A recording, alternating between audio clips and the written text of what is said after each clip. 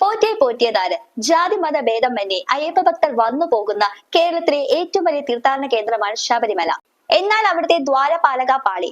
Polish ചെയ്യാനുള്ള വ്യാജേന ചെന്നൈയിലേക്ക് കൊണ്ടുപോയി, കോടതി പോലും അറിയാതെ. ഇതായിരുന്നു ആദ്യമായി ഉയർന്നു വന്ന ആരോപണം. പിന്നീട് അത് ഉണ്ണികൃഷ്ണൻ പോറ്റിയിലേക്ക് വഴിമാറി. ഇപ്പോൾ ദാ അത് സിനിമാ നടൻ ജയറാമിന്റെ വീട് വരെ എത്തി നിൽക്കുന്നു. ഇതിന് ലഭിച്ച ന്യായീകരണം ജയറാം ഒരു അയ്യപ്പ ഭക്തൻ ആയതിനാൽ ഇത് അവിടെ സൂക്ഷിച്ചു എന്നാണ്.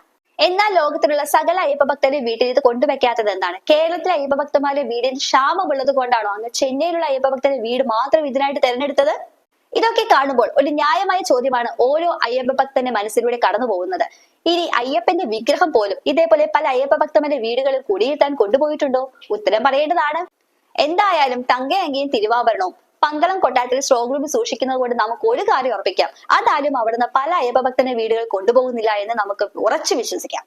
പോറ്റിയുടെ വാദം എന്താന്ന് വെച്ചാൽ അധികാരികൾ തന്നെ തന്നുവിട്ടതാണ് ഇത് കൊണ്ടുപോകാൻ എന്നാണ് പോറ്റി പറഞ്ഞിരിക്കുന്നത്. പക്ഷെ ഏത് അധികാരികളാണ്, ആരാണ് തന്നുവിട്ടതെന്ന് പോറ്റി വ്യക്തമാക്കിയിട്ടില്ല. ഉണ്ട ചോറിൽ നന്ദി എന്നും പോറ്റി കാണിക്കുന്നുണ്ട്. അതേപോലെ സിനിമാ നടനായ ജയറാം പറഞ്ഞത് ഇതൊരു വലിയ ഭാഗ്യമാണെന്നാണ്. ഇനി വരുന്ന ദിവസങ്ങളിൽ ജയറാമിന് മനസ്സിലാവും താൻ കൊണ്ടുവച്ചത് ഭാഗ്യമാണോ നിർഭാഗ്യമാണോ എന്നുള്ളത്. വരുന്ന ദിവസങ്ങളിൽ നമുക്ക് കണ്ടു തന്നെ അറിയാം.